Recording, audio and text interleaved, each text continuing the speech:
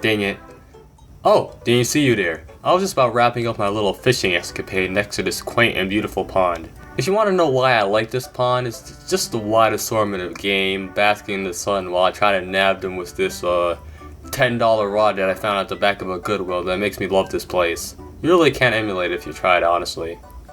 Okay, now why do you bring a DS to a freaking lake? Oh my goodness! Now, there are a lot of ways the typical game can spruce up the amount of options you can bring, especially a bigger budget one.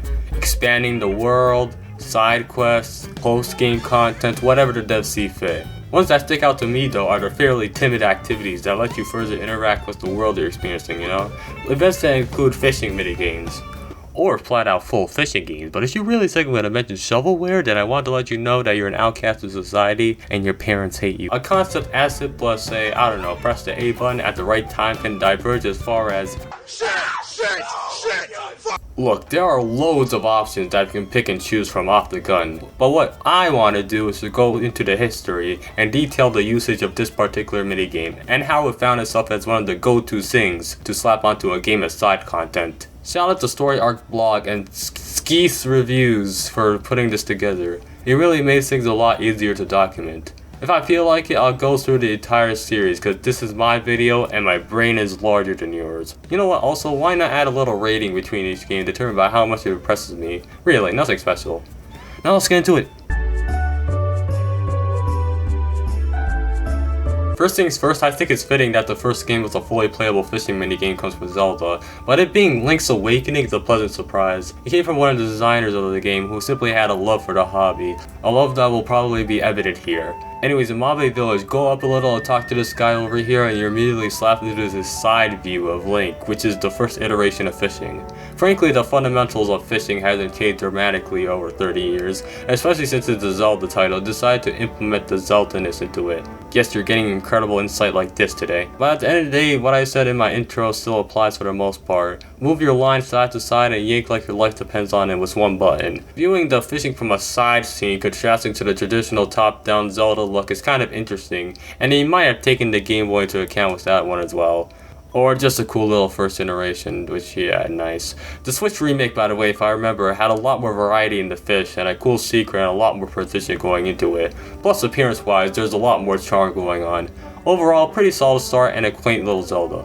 We'll get back to Zelda shortly though, but a year after Link's Awakening, fishing was implemented in an actual JRPG. You probably haven't heard of this, Breath of Fire. Remember when I mentioned Link's Awakening to be the first playable fishing minigame? Well, that's because the first Breath of Fire's fishing consisted of a little animation and that was that. Breath of Fire 2, which released a year later, improved on all of that and more, with the game having a rod and bait item that can be equipped. The game really RPGifies the mechanic by first off having a power bar at the top and adding 2 more bars to see if you're doing a great enough job to get a sardine or a unagi that can actually be sold later as an item. Yeah, look, real fish. This is the immersion I needed. This is a great step up. I enjoyed this. And I guess the heads of Square were frothing at the mouth of this ingenious minigame because a form of it was added to spice up a genre classic. In the latter half of Final Fantasy VI, there's a scene where you can collect fish for Sid and...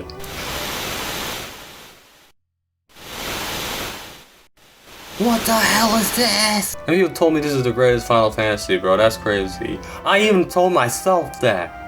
Okay, on to a real title. In the Game Boy port of Donkey Kong Country, please let it count, there's a minigame hosted by the one and only, the motherfucking Kong. You ride on the swordfish as Donkey, with a hook that barely looks attached to the rod while Diddy just vibes on the boat doing whatever.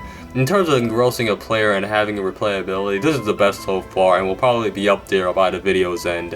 Having a combo system with these little Swedish fish variants and a little score system is the reason why I say that. Frankly, I give it a hell yeah out of a 10. It's a good minigame.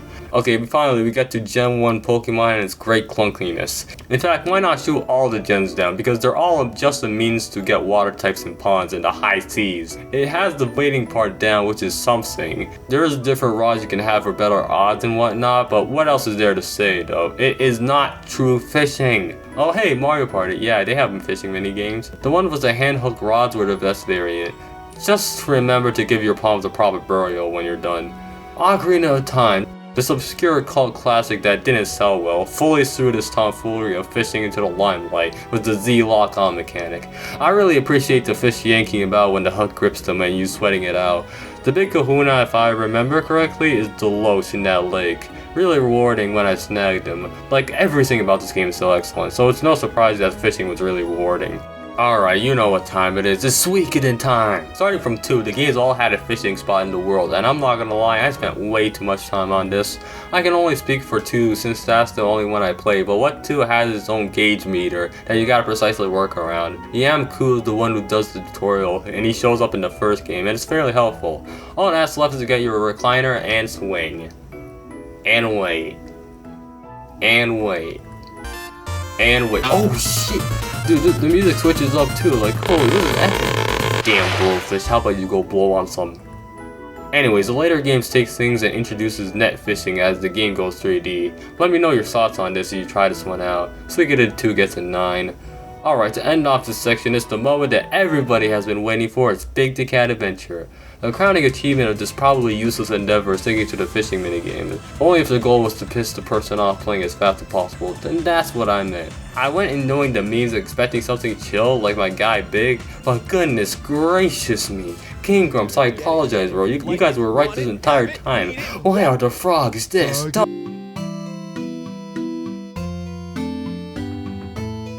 Oh, this'll be a doozy. Old school RuneScape, what a game. Since RuneScape, as you might know, is just a point-and-click type deal as you farm resources for minutes on end, fishing is though different. I only got into this game during the pandemic after hearing things about it, so my skill level is quite low. But anyways, you start off in the early levels netting out anchovies and elevating to stuff like raw salmon. Then you could buy a rod and stunt on everybody else at Longbridge Lake. Just keep it going for that coveted 99. Look, this isn't for everyone honestly, but man! How would you not get it, bro? This is peak! Just look at that magnificent form. And the way you will your characters to swipe and interact with Mother Nature's best creation. Just world class! In Animal Crossing, things aren't that more involved. To be fair though, in a series like this, there's a lot more similar activities you want to spend more time on around your town or island. That the lack of depth isn't an issue in my opinion. That goes for most farming games, you know.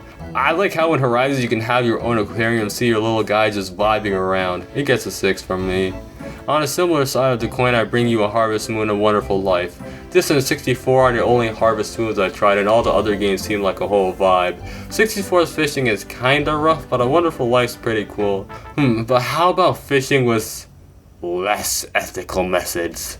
The secret boss in RE4 that you try to goat your stupid gullible friends into trying just to see their reactions. Spoiler alert, they're always priceless. For the first time though, not a fun experience, I'll tell you that. It's just 7 minutes of like flailing your harpoons for dear life.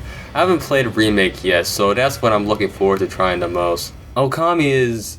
I mean, what hasn't been said about this complete masterpiece? I need to stop making these like mini reviews and start jumping straight into the mechanic, but this is a one-of-a-kind masterpiece. But the brush is being used to its fullest when you're here when fishing, and the variety of fish is plentiful with some goofy renditions.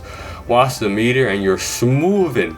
Man, it's been a minute, can we talk about Zelda again? In Twilight Princess, you are free and able to fish anywhere compared to Ocarina of Time. It makes you think if Wind Waker, you know, the game that is situated in the sea, had this mechanic, but I digress. My favorite part is that you can ride around different places on your boat with this girl who sells you lures and she points out the best spots. And mildly flirts with you, but whatever. We Play is... It's We Play, bro, what do you expect?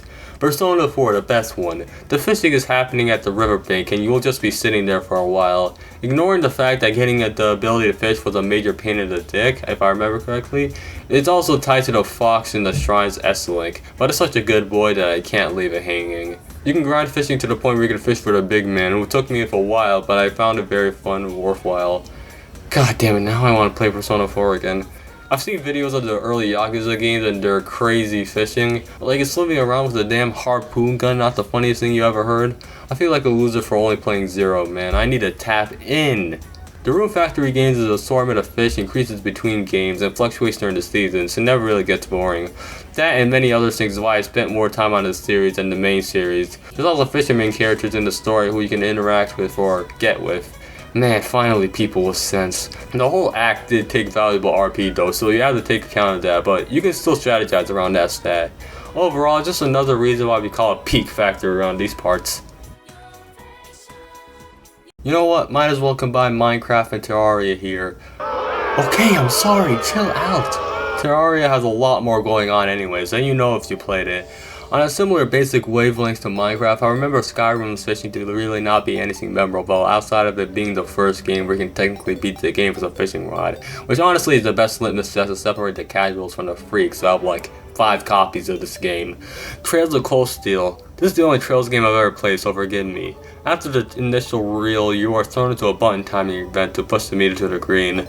The game has a turbo mode, so the event is less time consuming. Never minded it though, to be frank, it just farmed a lot of Chris Paul off it. It's been a while since I mentioned Final Fantasy, and Square decided to make it up to the huge fishing community by having it back in back-to-back games. 14 Online apparently has a whole fishing skill set with quests padded with it, and it's apparently really good. In Final Fantasy 15 or carpooling the PSA, there's a whole wide assortment of fish. I think the list goes to like, I don't know, triple digits? Right down to the character Noctis himself. This game is really fun of the mechanic, and is a really neat part of the game. The music goes hard, the lures are expansive, the actual fishing is challenging with you tugging around with the left stick, just an all-around banger.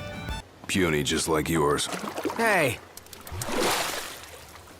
Stardew Valley's fishing I saw was hard when I started out, then I realized I was doing it quite wrong and it fit in a little more comfier with the vibe of the game. The second day of getting into the town, it's a good thing and very rewarding. It ain't much, but it's honest work. In defiance of every fishing mechanic here outside of Final Fantasy VI, what Breath of the Wild does is slap the ever-loving out of you and berates you for even pondering the idea of using a fishing rod, because why not just die for it? Nah, I'm just kidding, I really love doing this.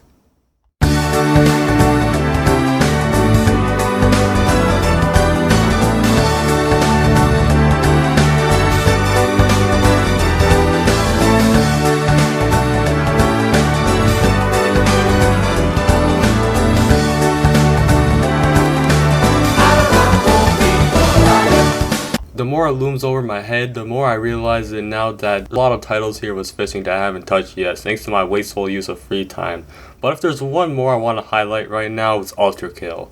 Level 5S having a fishing mechanic might be the most random iteration of something like this in the history of the medium. Some of them look really goofy, but no matter what, if they were a literal rectangle or a huge freaking dragon, they all had the same singular size. It's like the devs were laughing at you expecting something different. This could be a whole story in itself, and there's a handful of content on this quest, so yeah. So I'll just talk about virtual fishing makes me ponder the hobbies we share as people. And leads to my hypothetical. What if we could fish? In real life? Wait a sec.